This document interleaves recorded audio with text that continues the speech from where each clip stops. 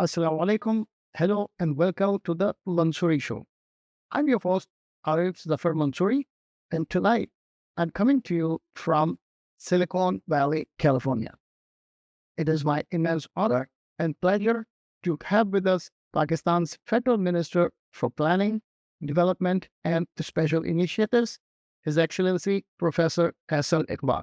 First of all, His Excellency, I'd like to welcome you to the Mansuri Show. Thank you very much, Mr. Mansuri. It's a real pleasure. Tonight on the Mansuri Show, we bring you a conversation with one of Pakistan's most enduring architects. Some leaders are remembered for the offices they held. Others are remembered for the future they helped build. For more than 3 decades, one man has stood at the center of Pakistan's pursuit of long-term development, believing that a nation's greatest achievements are not measured by the challenges it faces, but by the vision with which it prepares for tomorrow.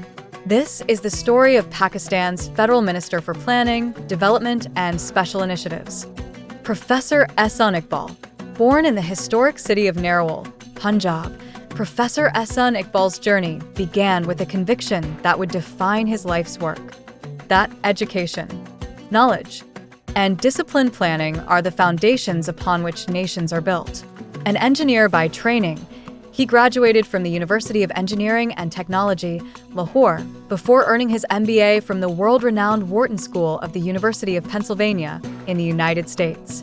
Armed with technical expertise and an international perspective, he returned to Pakistan determined to help build a stronger, more prosperous nation.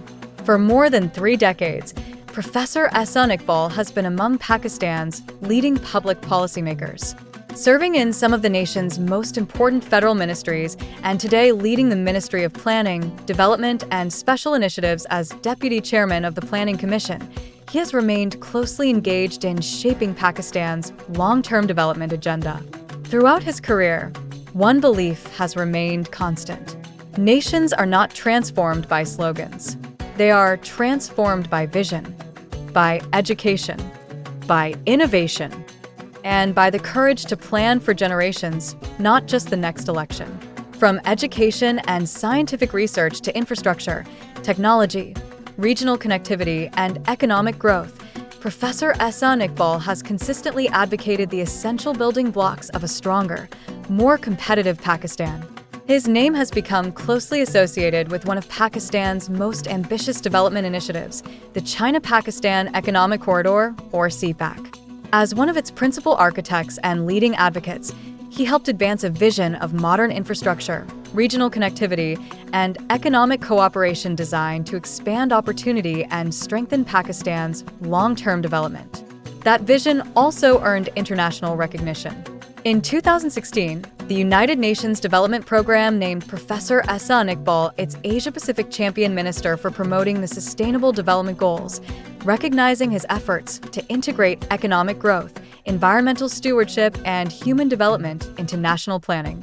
On the international stage, he has represented Pakistan at major global forums, advocating investment, innovation, sustainable development, climate resilience, and stronger international partnerships to help unlock the country's economic potential. Public service, however, often demands personal sacrifice. In 2018, while addressing a public gathering in his constituency, Professor Ahsan Iqbal survived an assassination attempt. After months of recovery, he returned to public service with the same determination that had guided his career for decades.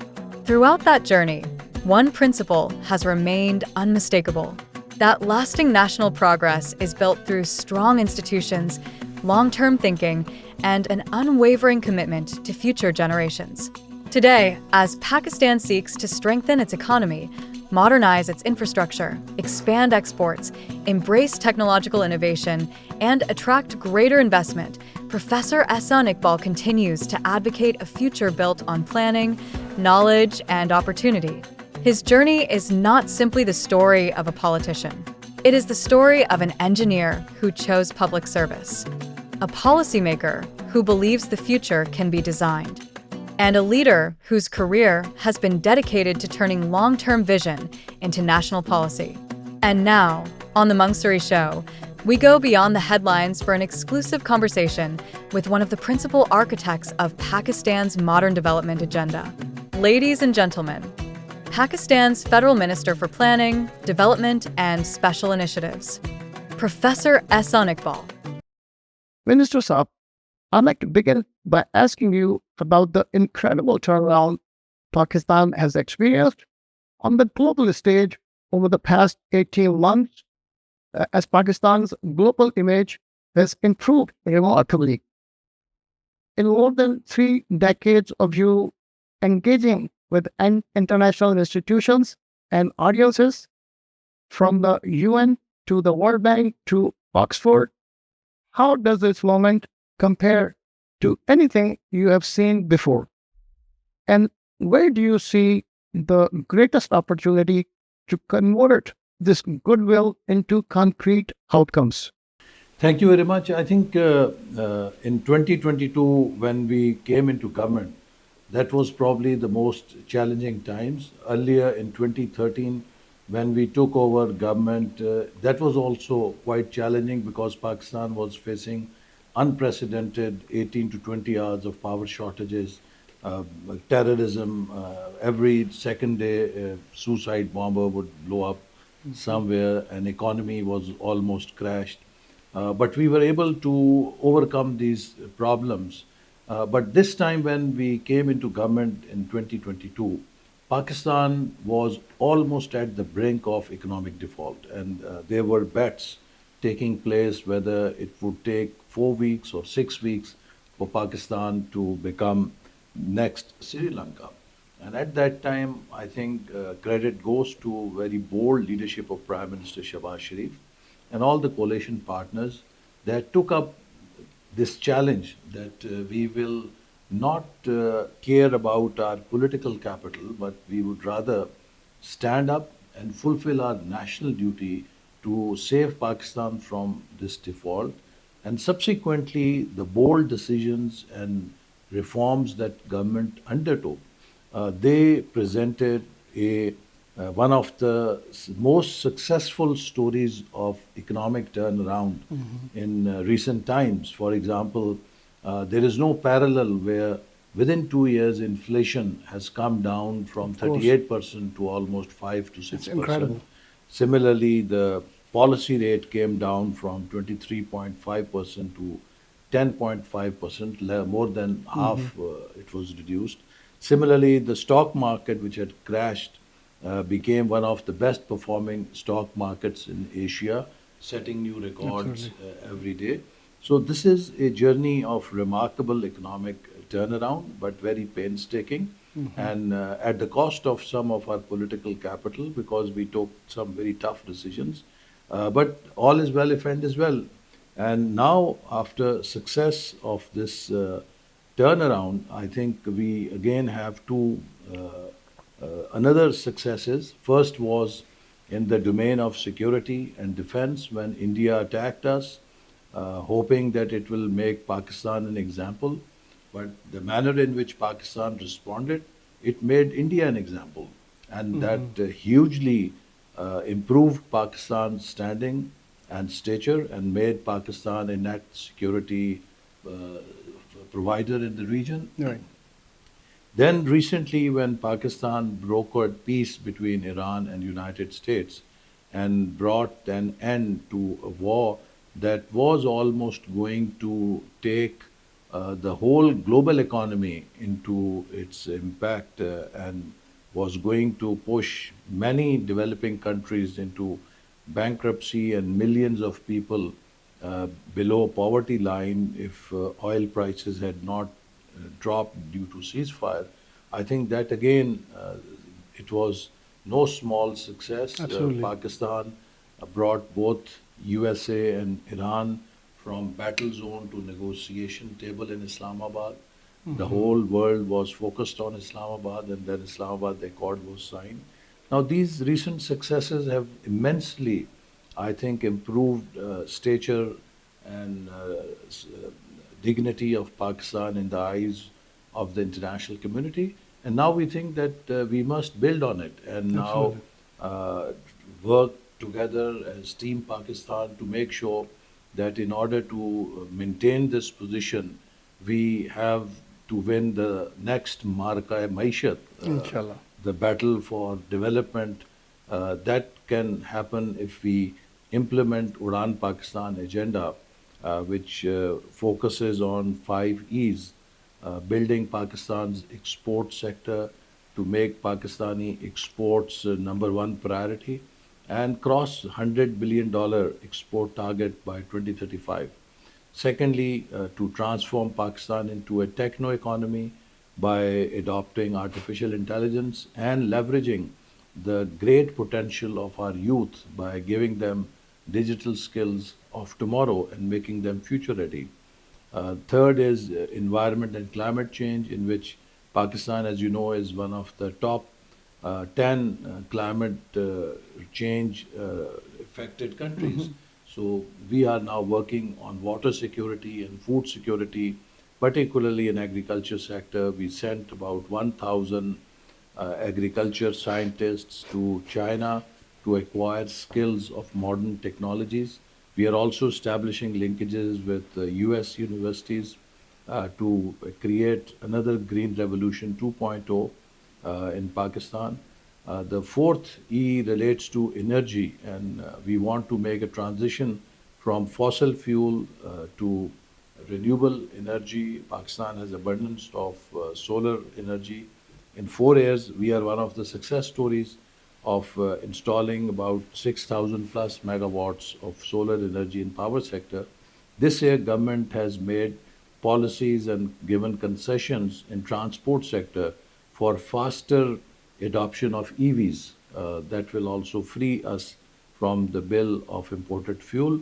And the fifth E relates to equity and empowerment, under which we are targeting areas like improving education system, healthcare, and controlling the population growth in the country, as well as empowering our youth and women. And we have the target that we must increase the female workforce participation from 23% to close to 40 to 50%. That is an international standard. So this is a broad, holistic development framework that government has developed in consultation with the experts in Pakistan. And now I think it is our duty that we should set our eyes on 2047, which is 22 years away, when Pakistan and India both will celebrate their centennial, 100 years of their independence. And we cannot afford to lose this race of development. And we should be very proudly presenting ourselves before history that we were able to do justice to our independence in 100 years. And that would require us to work as team, work together, collaborate, and not be divided, not be polarized, and not be overly politicized. In the past, we have had political long marches. I think now the time has come that we have an economic long march. You're one of the few figures in Pakistani public life to have shaped Pakistan's national policy across 4 decades. From writing the country's first IT policy in the 1990s to helping launch CPEC to URAAN Pakistan today. Looking back, which of those chapters are you most proud of?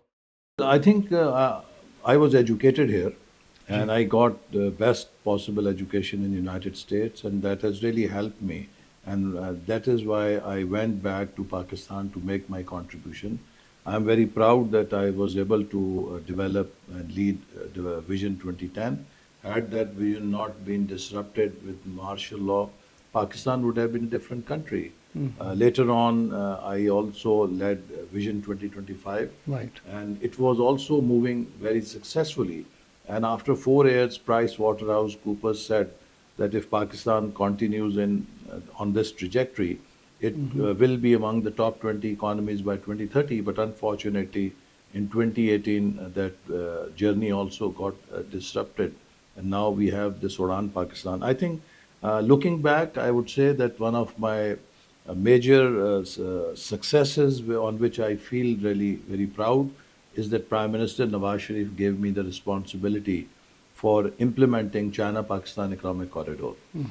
This project, when we signed, was just a piece of paper as an MOU, Memorandum of Understanding. Right. But within 3 years, we were able to translate this MOU into projects worth $25 billion. This had never happened before in Pakistan.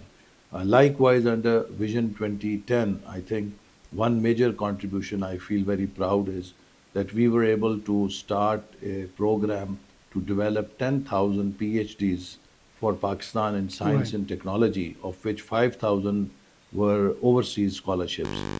As a result of that initiative, today we have that critical mass in Pakistan that has helped us move forward in the areas of science, technology, and engineering. Likewise, now under URAAN Pakistan, we have revived this US Pakistan Knowledge Corridor program. And recently, in this visit, one of my key motivations for entering politics is that, as someone who has education, I should be able to contribute towards developing strong knowledge foundations for my country. So, in my recent visit, I have had meetings with top universities in United States, and I'm very happy to say that Illinois Institute of Technology has agreed to open a campus in Pakistan. With other Sure, that's universities, we have also agreed to have more doctoral students in these universities, and we have also, agreed to have collaboration with between some of our leading institutions in transfer of technology. So I think all these initiatives really give you sense of satisfaction that one is able to not only contribute but also impact in a way that future course of Pakistan is decided. So likewise, in my previous tenure, I was very fortunate to, in 2016-17, 10 years ago, when nobody talked in Pakistan about AI, we set up National Center for Artificial Intelligence. absolutely. We set up National Center for Cybersecurity, National Center for Automation Robotics, National Center for Big Data Cloud Computing, National Center for Satellite Technology, GIS, National Center for Genomics. Now, these were leading edge centers which today have produced an ecosystem in Pakistan that is producing quality human resource Of course. and tech startups. So, then the number of other interventions, but I think these were some of the key highlights of whatever work I have done, which make me very happy and very Mashallah. satisfied. Mashallah.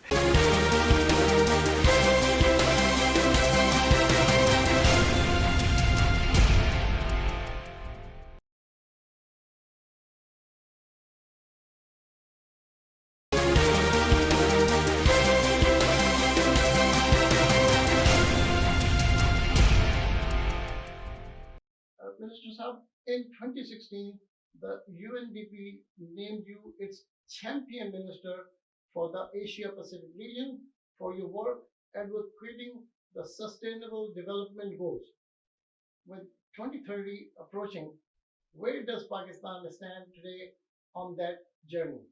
Pakistan, they gave me that title because Pakistan was one of the first countries which embraced sustainable development goals as national development goals. Right. We adopted them through Parliament and also embedded sustainable development goals in Vision 2025.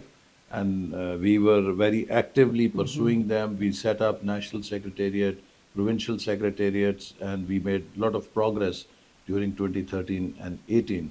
But unfortunately, later on, this momentum could not be kept with the change of government. And then the worst thing that happened was in 2022, we had the biggest climate disaster, which cost Pakistan over $30 billion.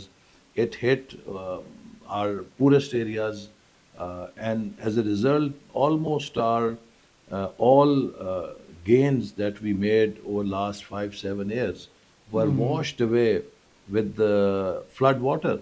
Right. And Pakistan again is now recouping. And in 2025, we again had massive floods, which really gave us a big setback. So Pakistan is trying to recover from these shocks, but I must say, unfortunately, there is no climate justice. The developed world is not willing to take responsibility for the conditions that they have created, and countries like Pakistan with less than 1% greenhouse gas emissions are one of the most vulnerable countries, and our poor people have to pay their price. But we have to move on, and therefore now our focus is on our own resources to build climate resilience and adaptation within our own infrastructure, within our own economy, so that we don't rely on others. Right. We try to minimize the damage. Okay. So the telemedicine backup model that you announced at AFNA convention in Orlando is a genuinely creative idea. Please walk us through how you see it coming together and how soon Pakistani patients might feel the benefit. Well, at the APNA convention, I have proposed that we have a large pool of more than 5,000 Pakistani American physicians here. And if they could form panel of doctors who can be backup for our district headquarter hospitals, that will immensely improve our healthcare system. And that is not a big effort. They can take out a couple of hours on weekends or any day of the week and be available to junior doctors who are working in district headquarter hospitals. Technology has made it very easy. So I think if we can connect this Pakistani pool of doctors in United States with the health infrastructure in Pakistan through telemedicine, that can make a huge difference. Not only that, but I also have suggested to them that with such vast network of very professional and wealthy doctors, I think APNA should seriously consider setting up an APNA hospital and APNA medical college in Pakistan that could become a legacy for Pakistani American physicians in North America as their flagship project for Pakistan. And let us start before we close. Would you like to share a message with the Pakistani American community watching tonight? Well, my message to Pakistani American community is that we really value, we have best of the best talent here. We should all come out of negativity, believe in Pakistan, and we must work together for Pakistan. We are entitled to have our independent political views, but we should not let those differences divide us as a nation. We should not convert our differences into hate. We should be working together as one nation and one team. There is a lot that Pakistani Americans can contribute in Pakistan. Pakistan is on a path of not only recovery but also on path of rising Pakistan. And now it is time that we should all, instead of finding faults with Pakistan, see what are its strengths. You know, in every country, glass is half empty or half full. Of course. If we look at half empty, except for cribbing and frustrating ourselves, we don't get anything. So let's look at the glass half full, what we have, what are our strengths, build on them, and through them fill the whole glass. And I'm very positive. I got very good response. I see a lot of energy. I see a lot of sentiment, a lot of love for Pakistan. And we look forward to building very strong partnership, bridges, and collaboration with the diaspora in United States. Thank you. Your very much. Excellency, thank you so much. Your Excellency, thank you for joining us and for the time you have given this community during what has really been a packed and meaningful visit of the United States that you have been on. Your message tonight about partnership, about progress, about the Pakistan you are building for the next generation will stay with our viewers long after this evening ends. On behalf of the Mansuri Show, Pakistan Link, Urdu Link, and everyone watching tonight, thank you for your service to our motherland. Safe travels, Minister Saab, and we hope to welcome you back again soon. That's all the time we have. Please keep watching The Mansuri Show. Please keep sending your feedback, your comments to the address on your screen.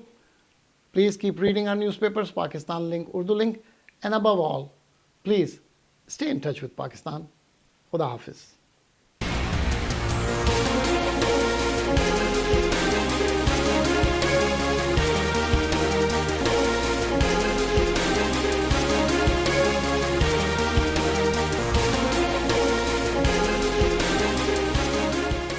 Parents, show your love with Tahir Halal Kids multivitamin gummies, made in the USA and certified halal. Delicious and packed with essential vitamins, these gummies keep your little ones healthy, happy, and full of energy. No fuss, just fun, because good health should taste great. Tahir Halal. Love, nutrition, and care in every bite. Tahir products आपके खानदान की सेहत के लिए बेहतरीन हलाल vitamins और supplements खालिस, मियारी और फखर के साथ अमेरिका में तैयार करदा। Kaba Fusion is a pharmacist-owned, patient-focused team of professionals with over 30 years' experience providing intravenous medication to patients in the comfort of their own home. Founded by Dr. Sohail Masood, Kaba Fusion has 7 state-of-the-art pharmacies located across the country. Visit us at kabafusion.com to learn more about the benefits of in-home infusion therapy.